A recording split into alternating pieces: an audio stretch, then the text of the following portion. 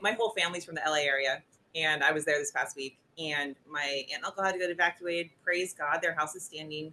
Next door neighbor's house is not. My I was with my 91 grandma. She's from Altadena. Just watch her whole city get destroyed. Like all this energy of all these like really horrible things. And yeah, my whole family's in that area, so I'm trying to like. While I was there, it was this kind of like crisis mode of like, okay, how to respond in a way that like makes them like my aunt and uncle came over and they're sharing pictures and they're like their experience and all the things, and I want to like make them feel loved and like not ignoring or like unempathetic, but also not add to the, Yeah. you know what I'm saying? Yeah. Yeah, totally. Brilliant question. So good because there's nothing that'll like test us more than like something like this, right? Where it's just like, oh my Woo! God, like shouldn't we be worrying? There's an absolute truth. There's an absolute truth of like, oh fuck, now if there's ever a time to worry, like now is we could feel Like that. However, doesn't ever help. So then it's like this crazy thing. Well, what the fuck am I supposed to do with that? Am I just supposed to just sit here and feel good and hopeful or sending love, but then I'm still worried? For me personally, because I know what your question, there's kind of two things here. There's what do I actually do on the inside? And then how do I respond and be in this conversation and navigate that so yes. my energy is good without sounding like a dick. Where I would start with is, at least for me, when I think about that, I can absolutely feel the pull of being like, holy fuck. And honestly, sometimes I'm totally human, right? I might hear about something and be like, damn, like that's crazy. But what I choose to lean into is this kind of like mixture of like curiosity and knowing that there's some big shit being manifested, right? It's kind of like COVID. COVID was like huge. COVID gave people a fresh start. COVID blew shit up that needed to be blown up. COVID disrupted these patterns that were killing people. If you know people like in the restaurant industry, just as like an example, like people in the restaurant industry had like zero boundaries. They were open all the time. They were working all the time. It was killing them. And then after COVID, they put reduced hours and like started questioning on how to make some of these jobs that were like soul sucking more fulfilling. And so a lot of good came out of that. And so I lean back into the energy of when something bad is happening, something better is on the way. And it's hard because like there's kind of this idea of like the individual path versus the energy of a community. But it's really hard. And this is like kind of what where politics is tricky sometimes because like politics is like how do we affect the group, affect the communities? But change doesn't happen on a community level. Change happens on an individual level. You can't go to a community and like do the external things to like change everybody's internal energy. Like change happens on an internal level. And so when I look at something like this, it's like, wow, there's like a collective manifesting. There's a collective, obviously you're not going to point that at this at any individual, but there's a collective yearning for more. Collectively, there's a yearning for something very, very different. And so, staying on a really high level, I think about all the people who are going to have fresh starts, all the people who are able to blow up patterns that weren't serving them, all the people who are going to experience a contrast, which it always happens before a huge manifestation. And so, like, so many times you see people go through some like crazy ass shit, and then they come back years later and saying, thank God that happened. And even if we just look at like one of our members, Libby, whose home and city was destroyed in the Asheville landslides. It was like devastating. And it would like, when you looked at it, you'd be like, oh my God. But then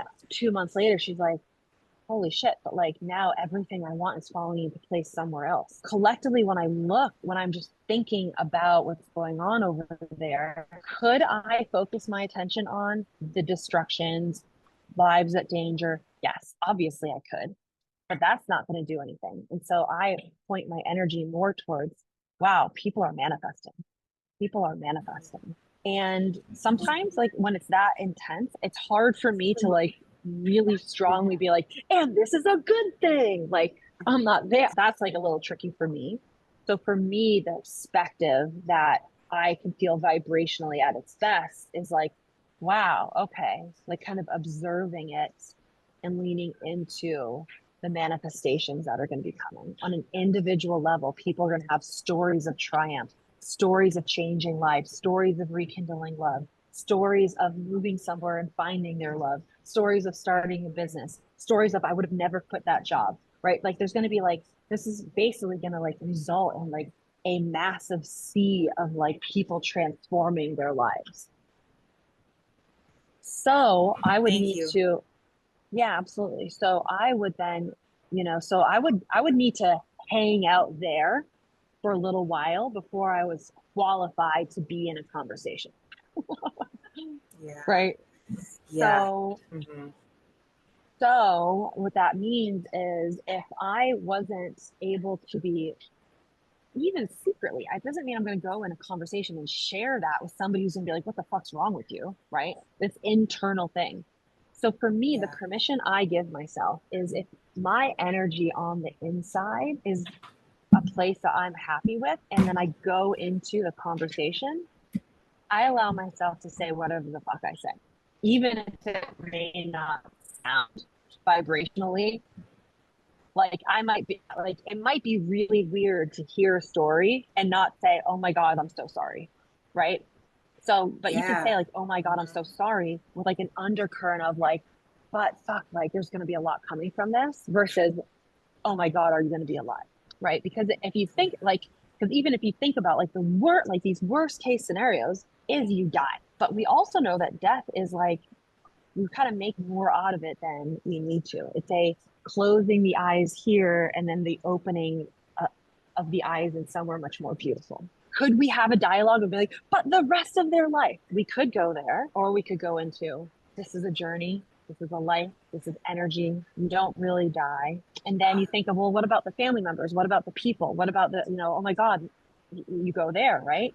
And then we're going to look at that almost like any other contrast, right? Like, yeah, that's insane to maybe lose somebody in fire. But that is also going to be such a stark contrast of pain and a heart stabbing contrast, which is going to lead, which always is a precursor for massive expansion. And so when we look at these situations where, okay, so this person had die and then this person gets to expand, well, there's like kind of this like gray area of law of attraction where we can't really prove this, but we have to like maybe listen to what our mentors say and see if it resonates. And something like what Abraham Hicks will share with us that we could never touch. Manifestation, we could test. We change the energy, we see shit happen. Shit never not changes when we change our energy. So we can test that and we can see it that it always fucking works.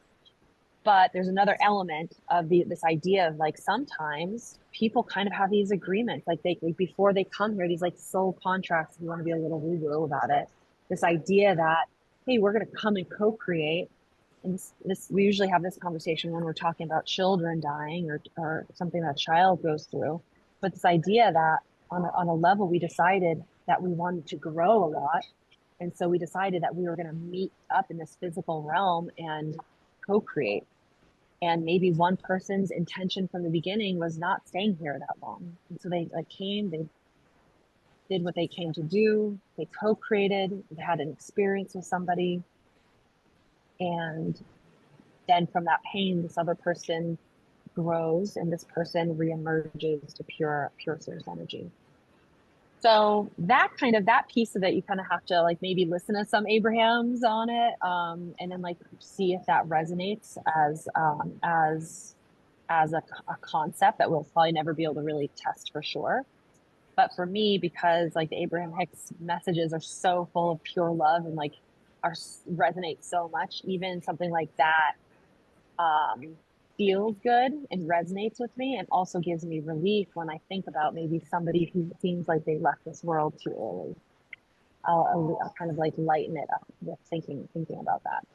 So in the conversations, allowing yourself to say to put 90% of your intention on the energy you're holding and not get too caught up on the words. Generally speaking, if people are like having some sort of like conversation and they want to like, and I don't really want to partake in that, I do a lot more like listening, a lot more like, oh wow, like yeah, I hear you. My goodness.